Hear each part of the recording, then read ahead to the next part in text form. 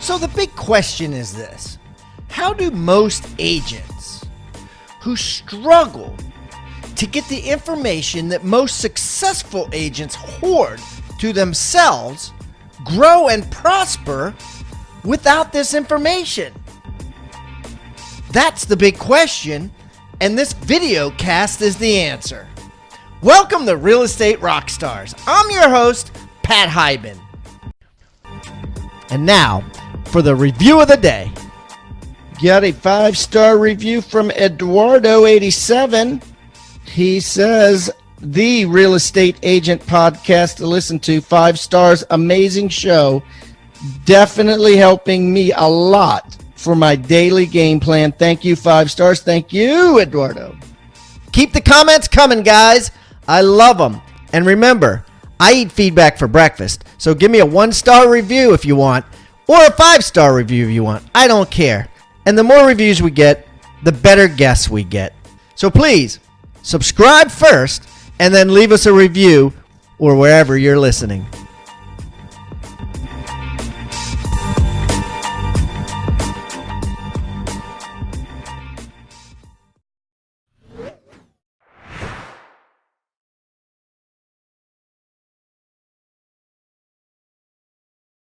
All right, Rockstar Nation, I got a great guest coming out of Los Angeles, California, Mr. Moses Kagan. I don't know why I have trouble getting that out. Mr. Moses Kagan is on the line, and we're going to get into some good stuff today. So without further ado, Moses, welcome to Real Estate Rockstars. Thanks for having me, Pat. Hey, Moses, why don't you give us a little rundown, like who you are, a little 5-minute or less, actually, bio on what you do, who you are, so we can get to know you better. Sure. So my name is Moses Kagan. I am the co-founder and managing partner of Adaptive Realty. Adaptive Realty buys and fixes up what I would call sub-institutional scale apartment buildings. So we're focused on the kind of deals that are anywhere from 4 to, let's say, 30 units. We only do Los Angeles, and actually we only do about 5 neighborhoods in Los Angeles. We buy these buildings, we vacate them, we gut renovate them, and we re-tenant them. And then interestingly, and this is a pretty large departure from the standard real estate private equity model, when we're done with these projects, we do not sell them. Instead, we refinance them using long-term bank loans, and that allows us to distribute back to our investors sort of 85% to 100% of the capital invested, and then we hold these properties effectively forever. Yep. Okay. So buy and hold model forever and ever. Well, that's great, Moses. And that's an awesome business model. And I'm a true believer. I practice what I preach as well. I have a lot of buy and hold properties. My question is, a large percentage of our audience is real estate agents, right? So, how can you add value today, right? What advice can you give us that is going to make us more money as real estate agents listening? Well, absolutely, yeah. So, I started out as an agent and then a broker, and particularly in the beginning when we were growing our asset management business, we started out with zero capital, and now we manage 100 million. But you can imagine that as we were making our way from zero up to 100 million, that there wasn't a lot of cash flow. So to support ourselves, what we did was broker deals. And so unlike most people who are trying to grow a brokerage business, we did not focus on sales. Instead, we focus on listings. Exactly. Right. I should say we didn't. So you were a broker and an agent for 4 years, and you only worked buyers. That's right. What you're saying? And I think that goes contrary to what a lot of people preach now, which is, be a listing agent. Tell me why you had that philosophy. Sure. Well, you know what, honestly, Pat, it started out from laziness. I did not want to make cold calls. And, the truth is that when you talk to brokers who are successful, the truth is they're the guys who pound the phones. But I just didn't feel like I could do that. And so what I did was, and this is kind of a very non-traditional way of going about a brokerage career, but let me just spell it out for you.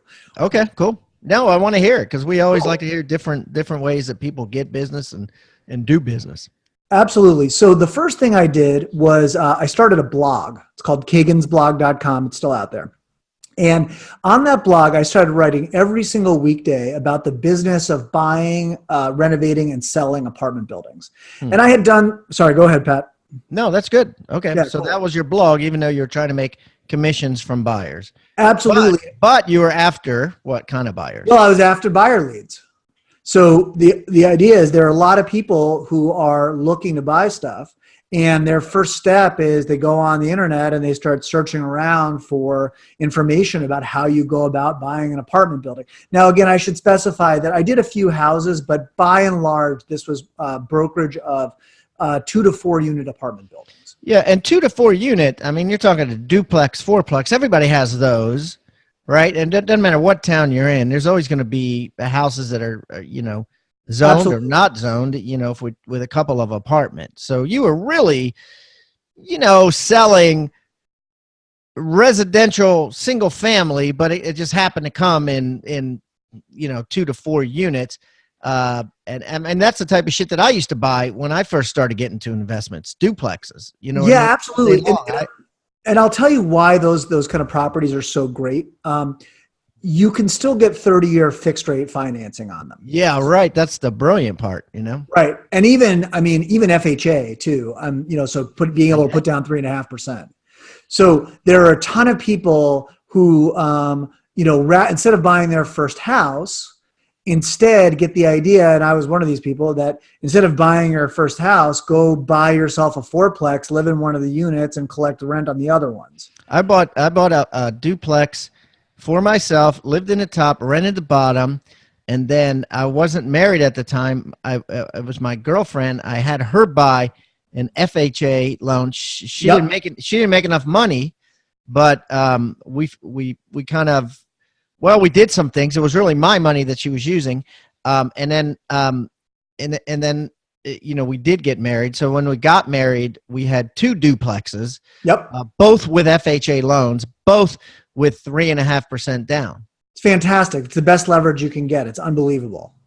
And I have some crazy stories about clients who ended up making, 300-400% on properties by buying FHA and then fixing them up a bit and then flipping them a year or two later. That's a tried and true model right there. Right. Okay. So kind of house hacking. So exactly. You were selling to house hackers. You were selling to new investors.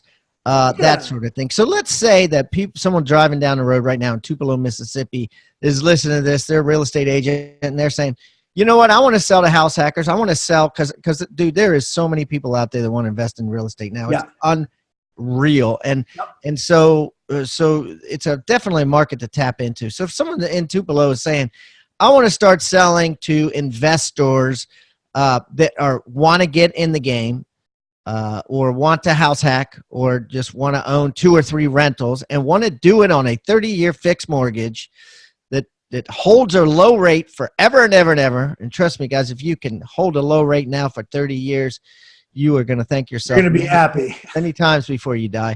And so anyway, so give us some advice. Give us some how you would start a business like the business you started, selling as a buyer agent to first-time investors. Yeah, absolutely. So a couple of things. And let me tell you, so the conventional wisdom is you don't work with buyers for 2 reasons. One is that you're going to end up spending your weekends driving people around to open houses, all weekend, 5-10 open houses a day. And then you're going to make a bunch of offers, and those offers are not going to get accepted, and you're going to have wasted a bunch of time. That's like the classic reason not to work with buyers. So that is not actually true for investment properties. And let me explain why. The first thing is with investment properties are driven by the numbers.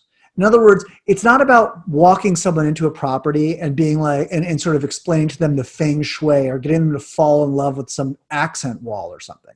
By and large, investors are focused on the numbers. So they don't need to drive around to 50 different open houses on a weekend.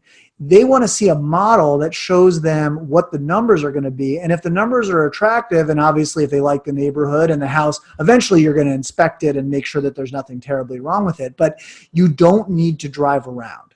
You can pitch deals from just that you can find on the MLS sitting at your desk. You can throw them into a little model, and we can talk about that a little bit later, and then pitch them to your investors, and they can say yes and write an offer without even seeing the property. Hey guys, as you know, my book, 6 Steps to 7 Figures, has been a New York Times bestseller and a USA Today bestseller with over 30,000 copies sold to real estate agents and real estate investors alike. And listen, I have decided to do something really special here. I am going to give away 200 copies. Yes, I'm going to give away 200 copies that I have. And all you need to do to get one is to go to free6stepsbook.com. That's free6stepsbook.com, all spelled out, S-I-X, stepsbook.com. And you can fill out a form, and all you need to do is pay the shipping and handling, and I'm going to send you that book absolutely free. Or simply text the word PAT to 444-999. My goal is for you to have this book, if you haven't read it yet, an absolute must for any real estate agent's library. 6 Steps to 7 Figures, a real estate professional's guide to building wealth and creating your destiny. Just go to free6stepsbook.com and fill out the form, and I will send it to you absolutely free. Or simply text the word PAT to 444-999. That's P-A-T to 444-999.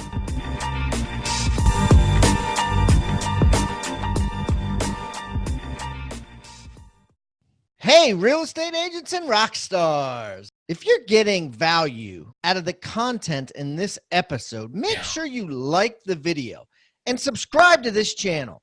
Also, click the little bell icon to be notified about upcoming episodes. And I would also love it if you left a comment and shared the most impactful tips and tactics you've learned from the knowledge shared in this episode, or even maybe make a suggestion requesting a topic of what you'd like to learn in future episodes. I welcome any feedback below. Now, back to the episode. So that's the first thing. And so what I did, it's just ease. It's more like more like a commercial transaction. It's more logical. Exactly. Right? Exactly. It's easier to You're not submit. appealing to emotions. And, here's the thing, Moses. I've had 2 people on recently. One was a woman with a company called Shelter Zoom, which is a button that is put in on websites of people that basically allows them to submit directly to the seller a letter of intent. And then recently on my news show, we were talking about Rex Realty, REX, which is a company that is trying to disrupt the real estate commission and not pay buyer agents. But their whole concept is, they will put the listing, online for everybody to see, but then they'll have a button. They have a button that where you could submit a modified offer, which is a letter of intent, just like in commercial real estate, that just allows you to submit a letter of intent. And I think a lot of agents out there in the residential business, they want you to fill out like a 45-page contract. They want you to sign all these addendums and go through all this headache, just to make a low ball offer. And on one hand, it dissuades buyers from making low balls because it's a pain in the ass. It dissuades agents from writing low balls because it's a pain in the ass. But, is it true? Is it really fair? And is how does everyone know whether the seller would take it or not? And I think what you're saying is your philosophy was, just, submit offers like many investors as much as you can, without actually showing property and without actually sitting down and filling out massive offers and stuff, right? Well, I think one of the things that we definitely had that problem when I first started. In California, a typical offer is maybe 30 pages, and there's a ton of complexity in getting your buyer to understand it. But one of the benefits of working with investment buyers is that, typically speaking, you're talking about people who are reasonably smart and reasonably numerate. And so what I found was, you could explain the contract to them once, and then you don't have to explain it again, right? So you put in the work up front the first time you're going to write an offer. You explain it, and then that one 15-minute, 20-minute conversation about how the offer works pretty much does you for the rest of the time you're working with them. The other thing to say is when I first started, you used to have to sign these things and scan them. So I mean, it was really painful. Now, as you know, there are plenty of systems for signing things online. So once you've got the trust of the buyer and they understand the contract, getting them to DocuSign an offer is really not that big a deal. It's just opening up an email and clicking a bunch of buttons. Maybe it takes them 3-4 minutes. So I think that's radically reduced the difficulty. Yeah, and if you're working with them on multiple offers, all you're doing is changing the address and the price. Exactly. That's exactly right. Yeah, and that makes it a lot more easier to work, and it hopefully keeps you from working weekends and nights and all that stuff. Similar, quite frankly, to a commercial agent. Yeah, exactly. What I was doing was basically was recognizing that there is a set of buyers who kind of act like mini or amateur commercial buyers. They're not rich or experienced enough to buy a $5 million apartment building, but it's basically the same principles, the same understanding of cash flow and value creation and all the good stuff that you get from commercial clients, but kind of scaled down into a residential world where there's a lot of transactions and it's relatively straightforward and easy, and people can get FHA loans or at least Fannie Mae backed loans that allow them to get really great leverage. Mm-hmm. And how did that help you to start the company that you have now? Yeah, so I mean, we were buying stuff for ourselves. Well, I should say on behalf of our investors. But as I said before, we didn't have enough capital to generate enough fees and cash flow from the deals that we were doing to support us and to support our organization. So in order to bridge the gap from zero assets under management where we started out until when we got to a large enough asset pool that we could just focus on the investment business, we needed to bring in cash. And so brokering these investment properties was a great way of but there was a byproduct. What I was getting at was a byproduct in that you learned a lot of basically you learned how to do the math, right? So you could do it yourself. That's exactly right. And, you and I were talking about this offline before. One of the beautiful things about structuring your business in the way that I'm describing is that it gives you a real education in doing deals. Let me explain what I mean by that. When you are a listing agent, your job is to sell property. And so you are going to do whatever it takes, obviously within laws and ethics, to get that property sold. You're going to make it look great. You're going to puff like crazy. The pictures are going to be good. You're going to do whatever it takes to get that thing sold and get your commission. When you're representing buyers, it's very different, at least investment buyers. So investment buyers are really concerned about making sure the numbers work and making sure they know what they're buying so that there aren't any surprises. Right, basically making sure they get a good deal so that if the market does turn, they don't lose their ass, right? They're basically concerned about the economics of the deal, not just for today, but for years and years in the future. Oh yeah, absolutely. Your investment buyers are typically going to be focused on cash flow, both today when they buy the property and then over the coming years as they fix it up and hopefully raise rents and move forward. And so you'll be able to learn, if you write 20 of these deals, is what Moses is saying. If you write 20 of these deals, you will know good enough to make sure that when you buy your first investment or you start buying investments, that you're going to do it right and get great deals. Yeah, so that's exactly the point. So when you're representing buyers of these 2 to 4 unit apartment buildings, what you're doing is you're building a model, right?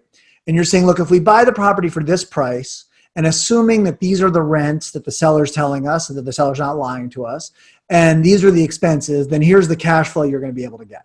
Okay. But then once you go into contract to buy the property, your job as the agent representing the buyer is to make sure that the numbers in that model are actually true. In other words, like The whole model breaks down if someone has to spend 20 grand fixing a roof that they didn't think that they were going to have to fix. Or if it turns out that the rents that the seller told you aren't true, or that the water bill is actually 3 times what you thought it was before you bought the deal. So the game when you're a buyer's agent is, one, building this model and convincing your client that the numbers are attractive enough that they should want to do the deal. But then 2, once you get into contract on the deal, doing let's call it detective work, the due diligence that's required to make sure that those numbers are actually true. And it's that process, it's getting good at that, understanding where sellers lie or where the sellers just don't have the information, understanding what kinds of physical problems can emerge with a building, understanding how the financing works, understanding rent, what fair market rents are in that neighborhood, so therefore what you can raise the rents to. All of those skills are ones that you hone working with buyers, but those are exactly the skills that you will need when you go off and start trying to do your own deals.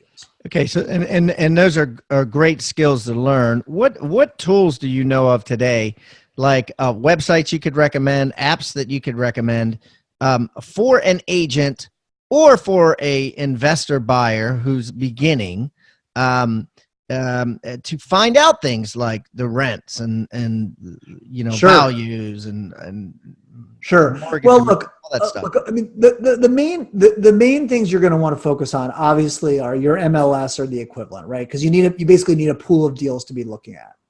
And another incredibly important tool, and it's funny, I'm sitting at a desk here and I'm looking at the computer and the tabs are open in front of me and I'm looking at it right now. Another incredibly important tool is Craigslist. And it's really simple. Why?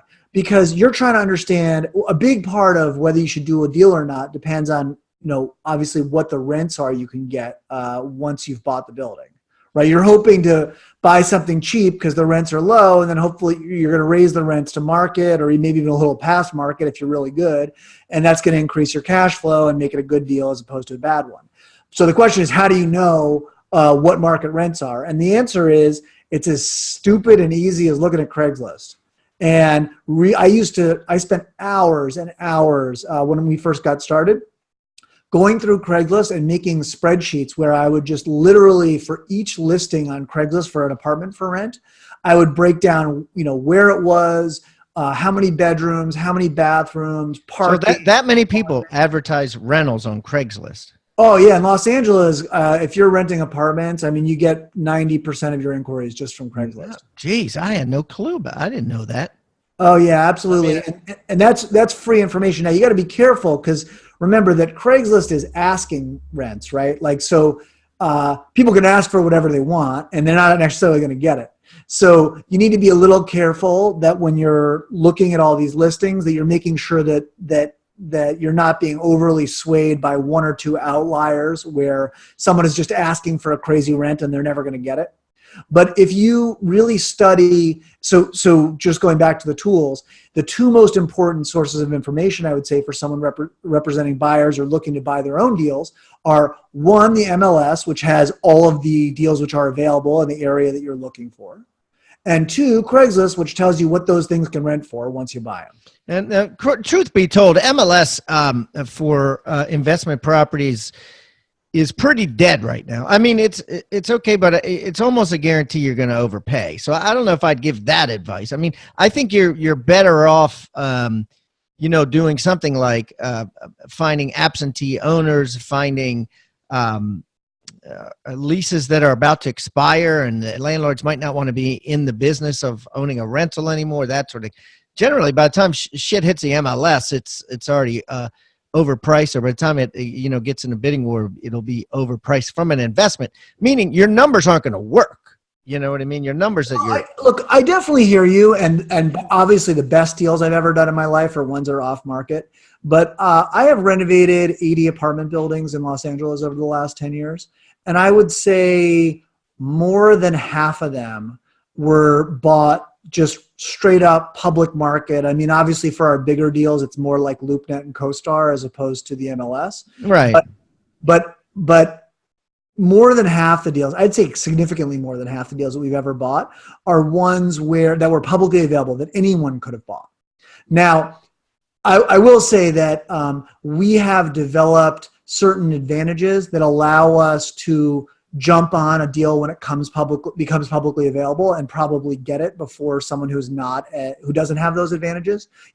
With our business, we're offering cash, we're closing really quickly, we're intending to do massive renovations, so we're a little bit different from a standard buyer, but even without that, even when I was brokering deals for clients who didn't have those advantages, in a sufficiently large and active market, and I can't really speak to a third tier city or a small town or something, but in a sufficiently large and active market, Los Angeles being the example that I know best, there are still plenty of properties which are being represented by listing brokers who, for one reason or another, do not understand what they're selling. And there are properties owned by sellers who have mismanaged their properties. And so even if you know what you're looking for, and it takes a lot of studies, it's not the kind of thing that you you start looking and that day you're going to find a deal. No, you really need to become an expert by looking at hundreds and hundreds of deals.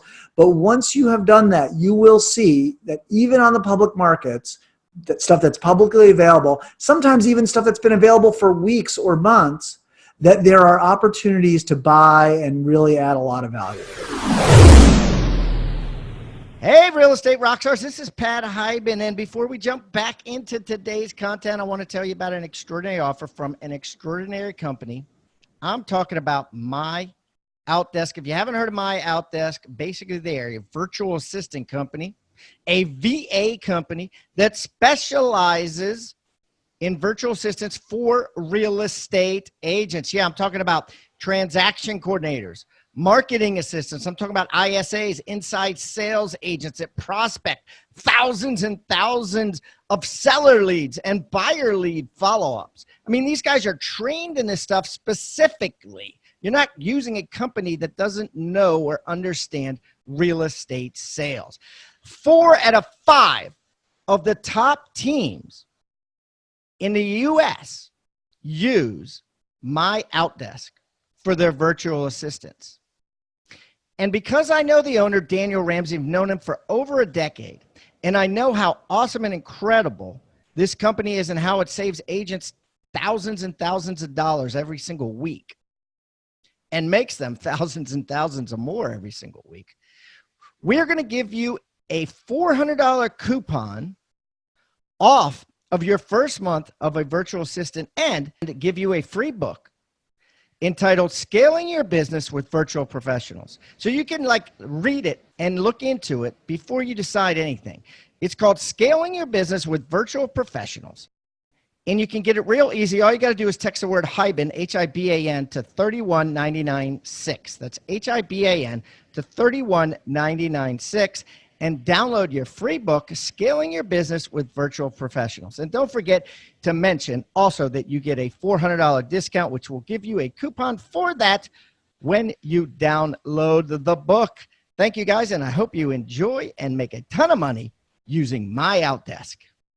Hey, real estate agents and rock stars. If you're getting value out of the content in this episode, make sure you like the video and subscribe to this channel. Also, click the little bell icon to be notified about upcoming episodes. And I would also love it if you left a comment and shared the most impactful tips and tactics you've learned from the knowledge shared in this episode, or even maybe make a suggestion requesting a topic of what you'd like to learn in future episodes. I welcome any feedback below. Now, back to the episode.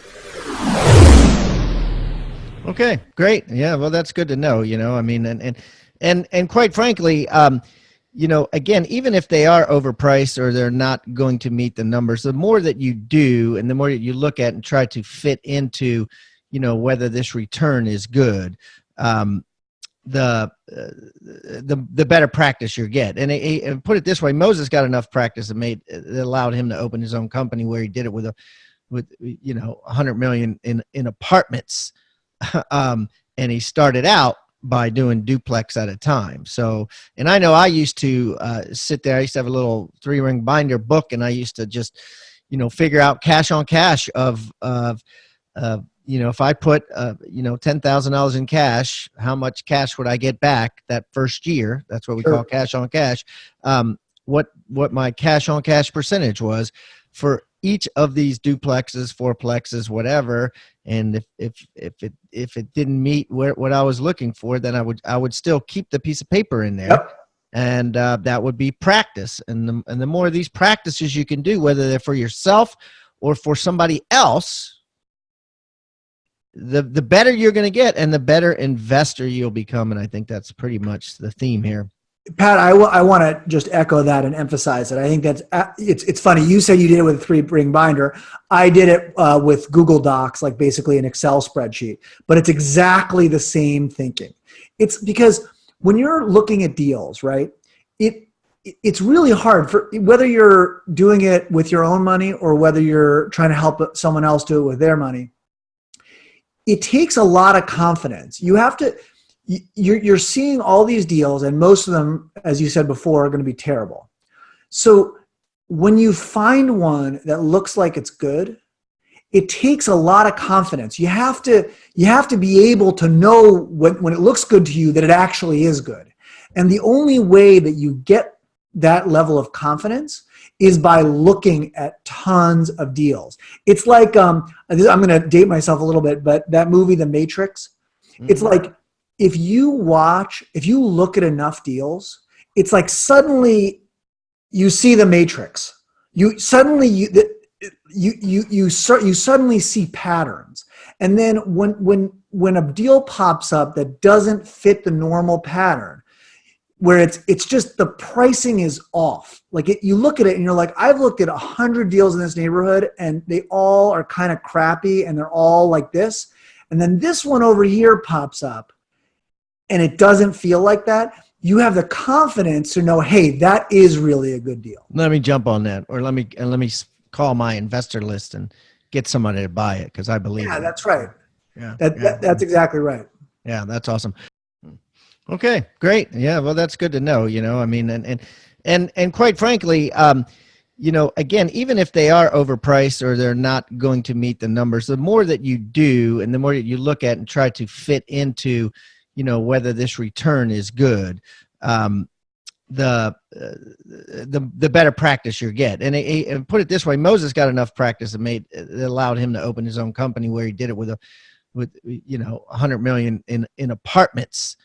And he started out by doing duplex at a time. So, and I know I used to sit there. I used to have a little 3-ring binder book, and I used to just, figure out cash on cash of if I put $10,000 in cash, how much cash would I get back that first year? That's what we call cash on cash.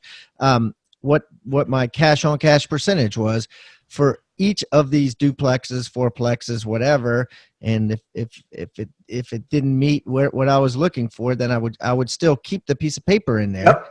And that would be practice. And the more of these practices you can do, whether they're for yourself or for somebody else, the better you're going to get and the better investor you'll become. And I think that's pretty much the theme here. Pat, I want to just echo that and emphasize it. I think that's it's funny. You said you did it with a 3-ring binder. I did it with Google Docs, like basically an Excel spreadsheet. But it's exactly the same thinking. It's because when you're looking at deals, right? It's really hard for whether you're doing it with your own money or whether you're trying to help someone else do it with their money. It takes a lot of confidence. You have to. You're seeing all these deals, and most of them, as you said before, are going to be terrible.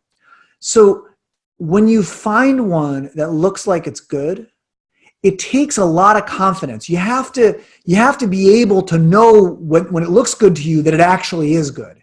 And the only way that you get that level of confidence is by looking at tons of deals. It's like, I'm going to date myself a little bit, but that movie, The Matrix, it's like, if you look at enough deals, it's like suddenly you see the Matrix. You suddenly see patterns. And then when a deal pops up that doesn't fit the normal pattern, where it's just the pricing is off. Like you look at it and you're like, I've looked at 100 deals in this neighborhood and they all are kind of crappy and they're all like this.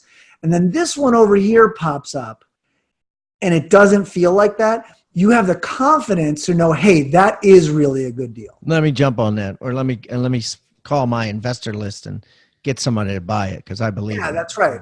Yeah, that's exactly right. Yeah, that's awesome. Yeah, no, good stuff. Good stuff. It'll be on hibandigital.com/Moses Kagan. That's hibandigital.com/Moses Kagan, Kagan.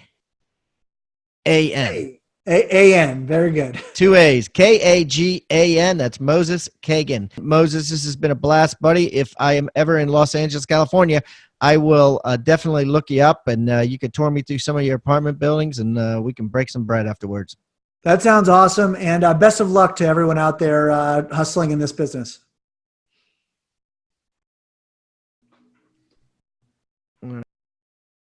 Rockstar Nation, thank you for listening to Real Estate Rockstars. Listen, I need a favor. If you find this free content helpful, if you find our downloadable items from each guest helpful, please, I need you to pull out your pointing finger. Yes, the one finger that points at people, and hit subscribe. Yes, subscribe. The more subscribers we get, the better we look in the ratings, and the easier it is to get guests like Robert Kiyosaki, Barbara Corcoran, all the players that are on $1 million listing in the different cities. All that stuff makes it easier the more subscribers we get, so please subscribe. And listen, there's a lot of places you can leave comments. There's a lot of places you can like. We're on Facebook. We have an Instagram page. Instagram page is I am Pat Hyben. The Facebook is Real Estate Rockstars Radio. Feel free to leave us comments there.